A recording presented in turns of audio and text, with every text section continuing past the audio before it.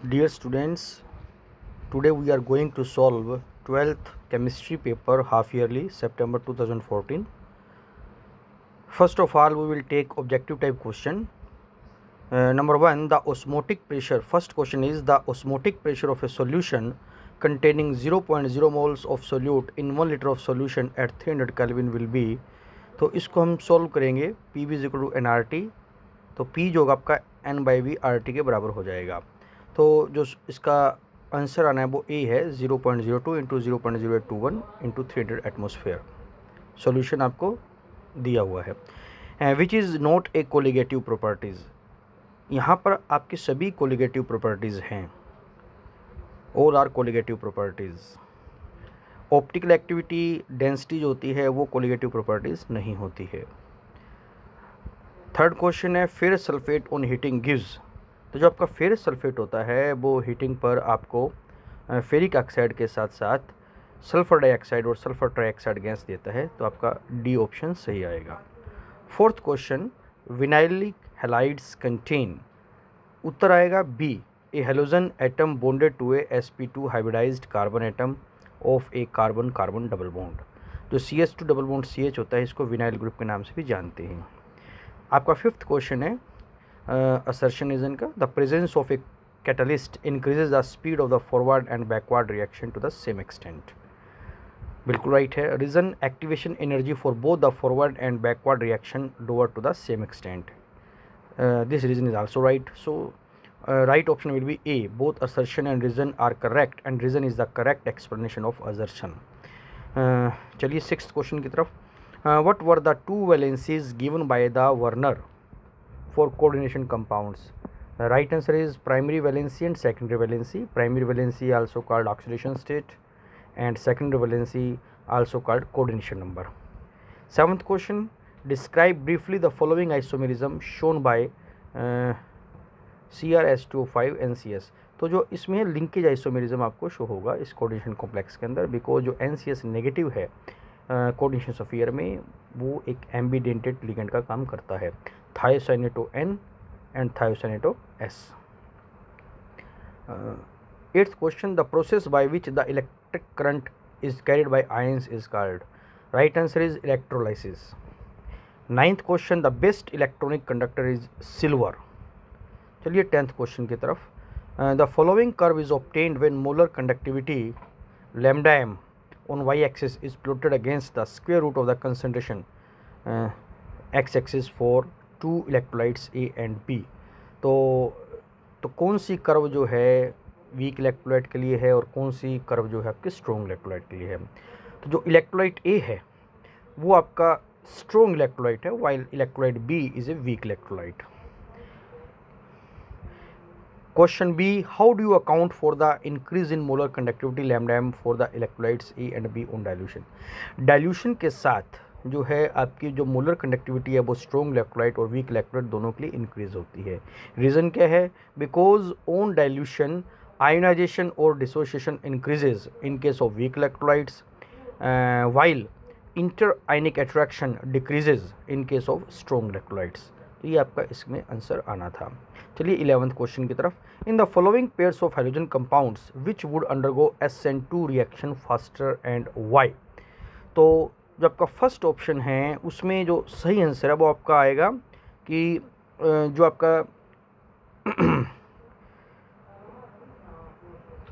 जो cyclohexyl ring के साथ CH2Cl आपका जुड़ा हुआ है वो आपको SN2 रिएक्शन जो फास्टर देगा एज़ कम्पेयर टू जो आपका सेकंड ऑप्शन है जिसमें जो क्लोरो ग्रुप है वो सीधा साइक्लोहेक्साइल रिंग के साथ आपका जुड़ा हुआ है। क्यों?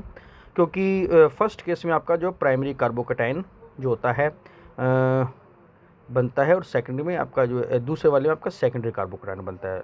लेकिन we know that primary carbocation would not be stable so undergo in concerted mechanism simultaneous attack of nucleophile and removal of chloride from other side from outside. तो इसमें जो आपका फर्स्ट में जो पहला है ये आपका SN2 रिएक्शन के अंदर जाना पसंद करेगा, क्योंकि यहाँ पर आपका प्राइमरी कार्बोकेटाइन बनता है जो कि आपका अनस्टेबल होता है और साइमल्टेनियस आपका जो अटैक होगा वो न्यूक्लियोफाइल का होगा, तभी आपका Cl जो है बाहर निकलेगा एज ए लिविंग ग्रुप जो है। चलिए, जो आपका सेकंड ऑप्शन है उसमें आपको एन पेंटाइल आयोडाइड और एन पेंटाइल क्लोराइड दे रखा है। इस केस में जो आपका एन पेंटाइल क्लोराइड है ये SN2 रिएक्शन में फास्टर जाएगा, बिकॉज इस केस में क्या आपका जो एल्किल हैलाइड है उसमें वीक लिविंग ग्रुप है Cl। तो जब वीक लिविंग ग्रुप होता है और प्राइमरी एल्किल हैलाइड हो तो वो आपका SN2 रिएक्शन में जाना पसंद करता है। चलिए 12th क्वेश्चन की तरफ, identify ABC in the following compounds. तो आप रिएक्शन में देख सकते हैं कि जो आपका A होगा वो साइक्लोहेक्साइल मैग्नीशियम ब्रोमाइड होगा, क्योंकि जो आपका Mg है वो साइक्लोहेक्साइल और Br के बीच में इंसर्टेड हो जाएगा। और जब हम वाटर के साथ इसकी ट्रीटमेंट करेंगे तो जो आपका H होता है वाटर का वो साइक्लोहेक्साइल रिंग के साथ जाएगा, साइक्लोहेक्सेन की फॉर्मेशन होगी और MgOH आपका निकल जाएगा। और सेकंड ऑप्शन में इन्होंने पूछा था, आपको फाइनल कंपाउंड दे रखा था और ये पूछा था कि जो आपका R ग्रुप है या जो C है वो क्या होगा। तो इसका जो सही उत्तर है वो आपका ये जो RBr है ये आपका 2 ब्रोमो प्रोपेन होगा।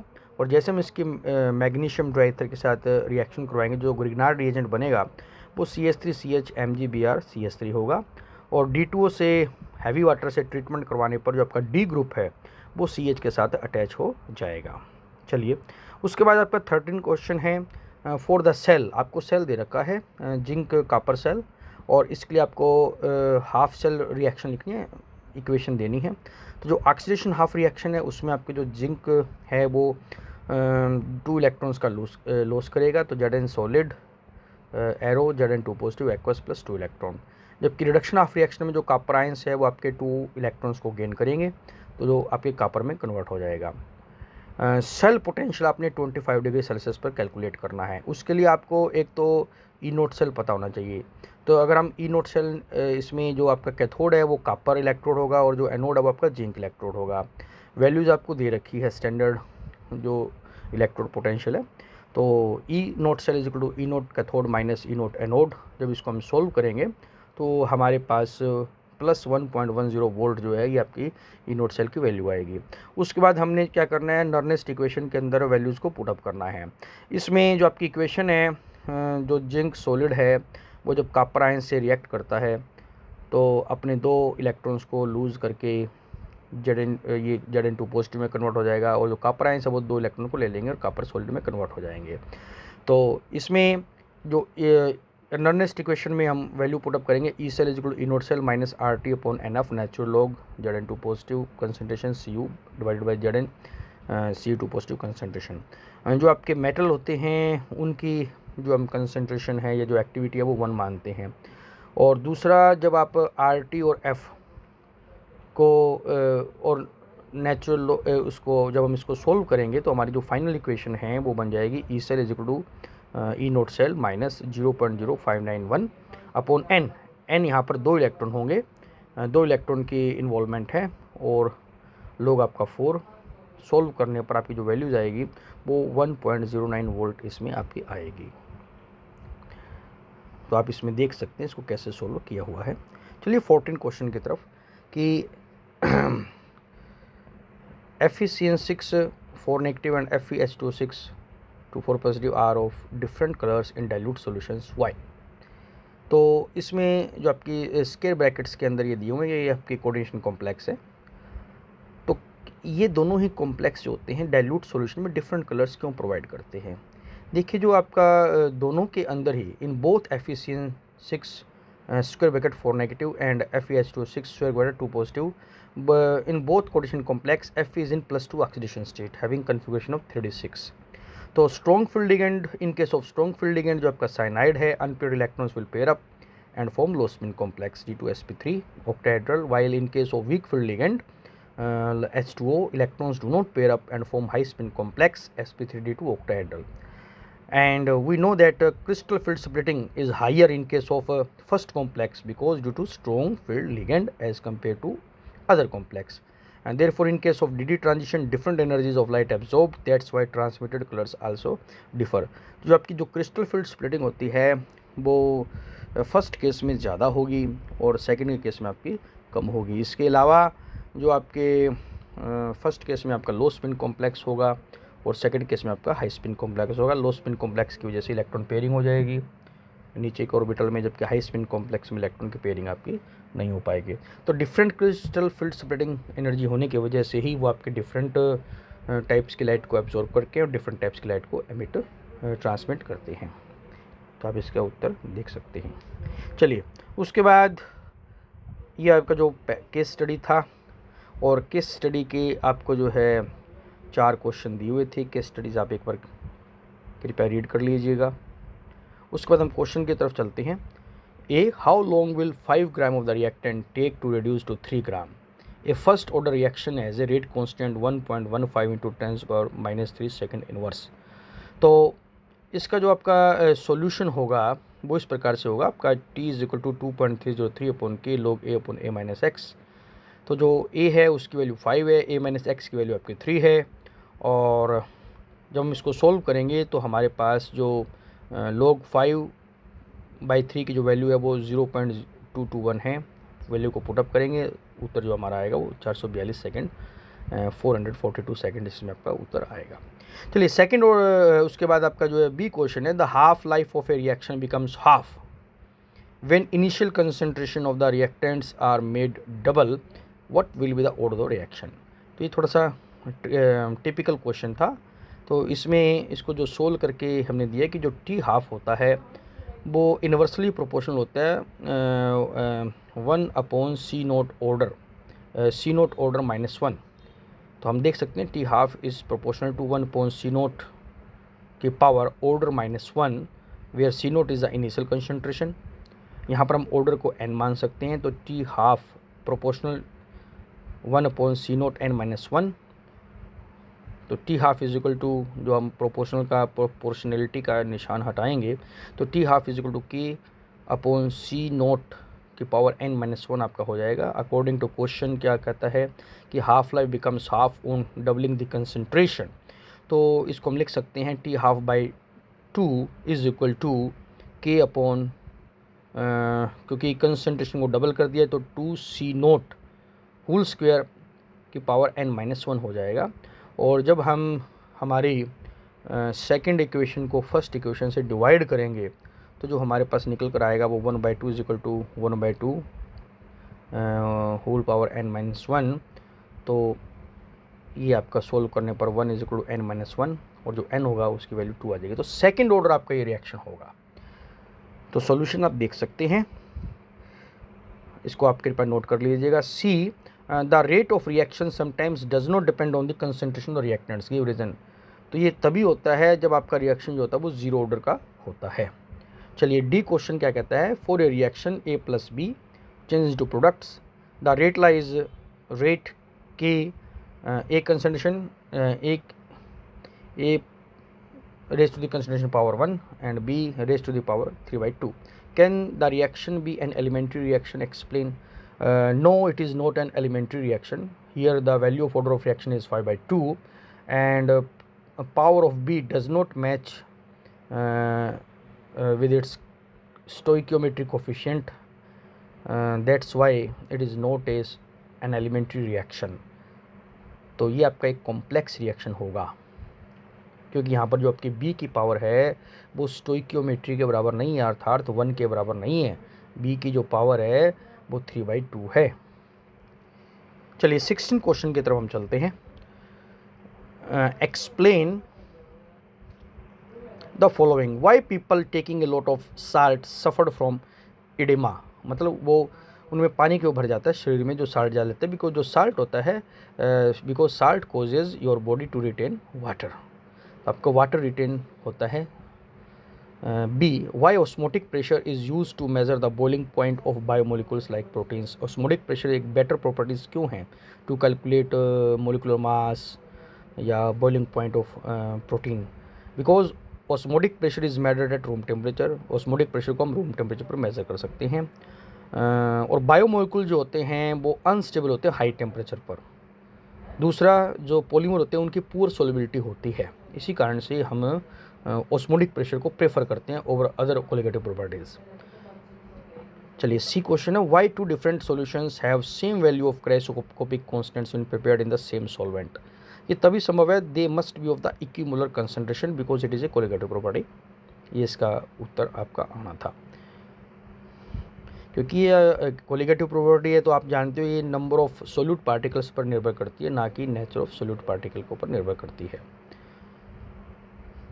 D, why addition of non volatile solute in a solvent cause elevation in boiling point, कि नॉन वोलेटाइल सोल्यूट को एडअप करने से सॉल्वेंट का जो बॉइलिंग पॉइंट है वो कैसे एलिवेट हो जाता है, because it lowers the vapour pressure of the solvent which requires high temperature to reach the boiling point. आपके जो वेपर प्रेशर है वो डिक्रीज हो जाएगा सॉल्वेंट का, और बॉइलिंग पॉइंट को रीच करने के लिए आपको और हाई टेम्परेचर की आवश्यकता होगी, इसलिए जो आपका बॉइलिंग पॉइंट एलिवेट हो जाता है।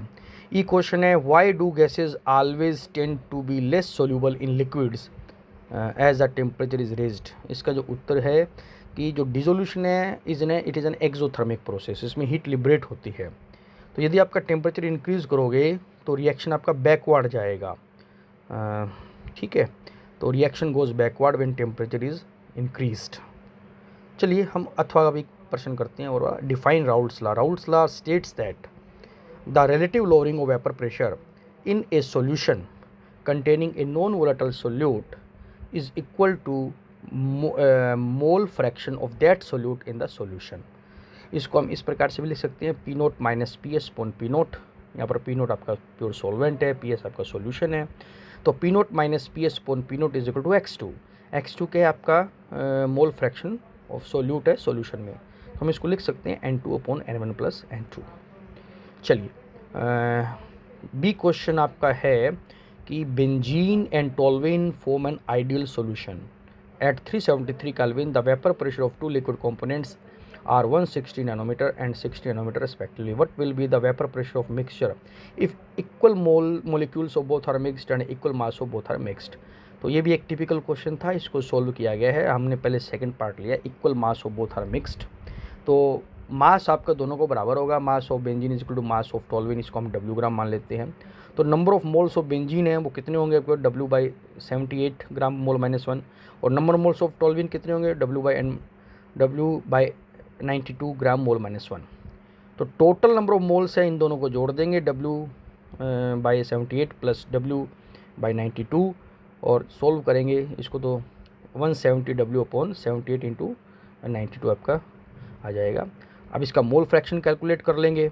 मोल फ्रैक्शन आप जानते हो, एक्स इक्वल टू बेंजीन का नंबर ऑफ मोल्स कितने हैं divide by total number of moles आपके कितने हैं, तो आपका जो 92/170 निकल कर जो आएगा वो 0.541 है।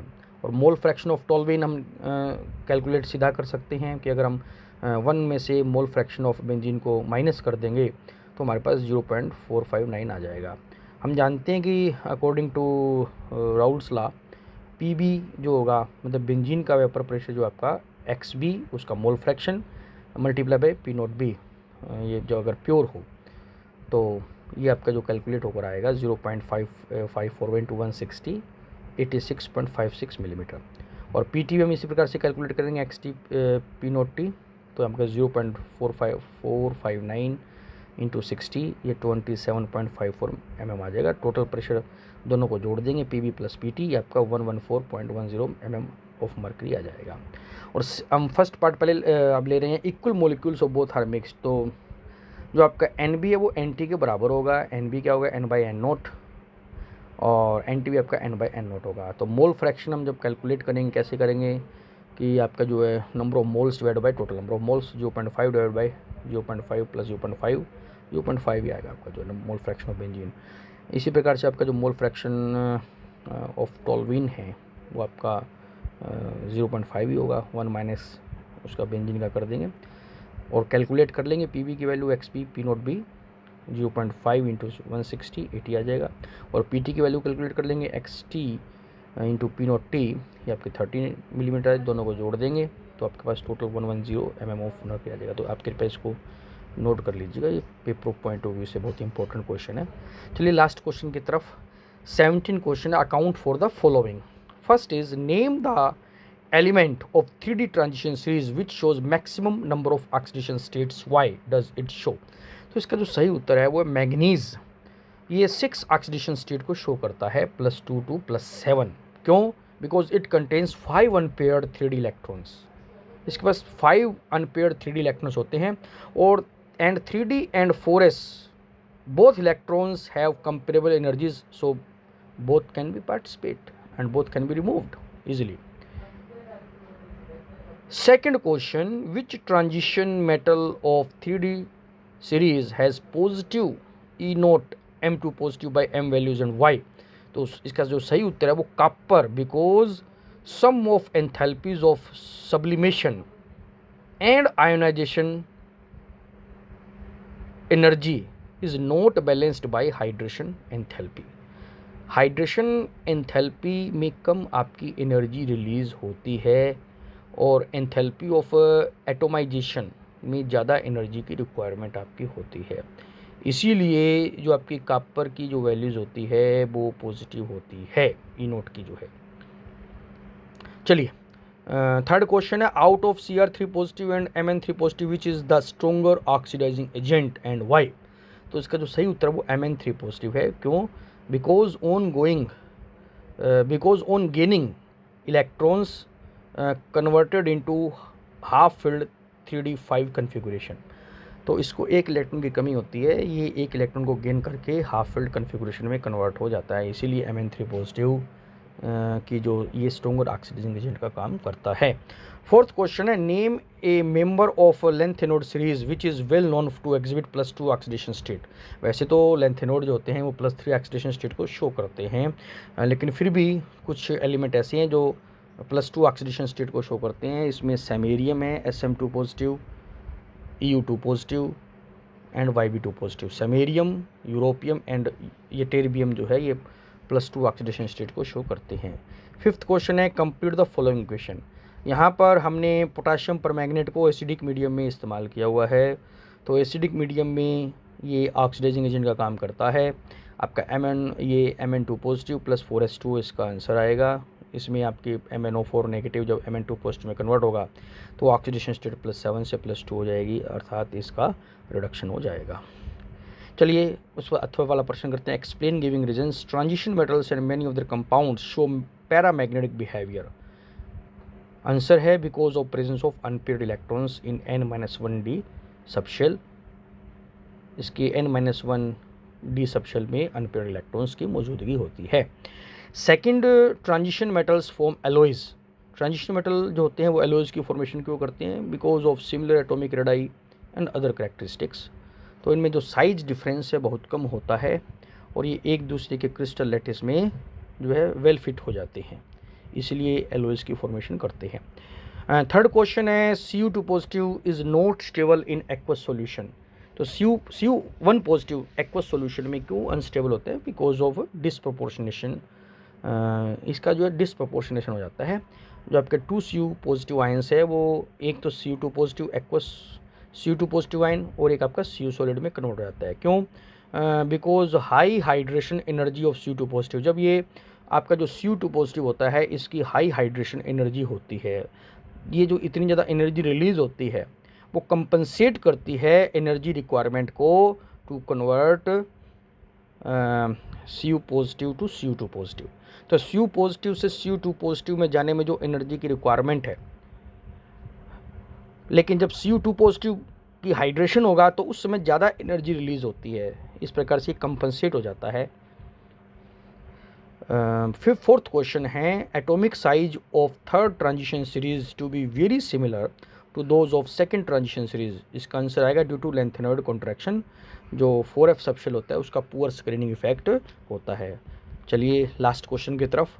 Zinc, cadmium and mercury are not transition metals. ये आपके जो जितने भी ट्रांजिशन सीरीज होते हैं उनका जो लास्ट एलिमेंट होता है वो ट्रांजिशन मेटल्स की तरह व्यवहार नहीं करता। क्यों? Because they do not have partly filled D subshell in their atomic और कॉमन ऑक्सीडेशन स्टेट्स। इनके ना तो एटॉमिक स्टेट में और ना ही कॉमन ऑक्सीडेशन स्टेट में इनके पास पार्टली फिल्ड डी सबशेल होती है और they have limited ability to complex formation. तो ये हमने आपको जो है केमिस्ट्री का हाफ ईयरली पेपर सोल्व करके बताया है। तो आप कृपया इन क्वेश्चंस को ध्यान से नोट कर लें। और अगर आपने कोई क्वेश्चन इसमें से नोट करना है तो आप वीडियो को पॉज करके भी उसको नोट कर सकते हैं। आप चैनल को शेयर करें, सब्सक्राइब करें, लाइक करें और इसी प्रकार से आपको आगे भी पेपर सॉल्व करके भेजे जाते रहेंगे। धन्यवाद।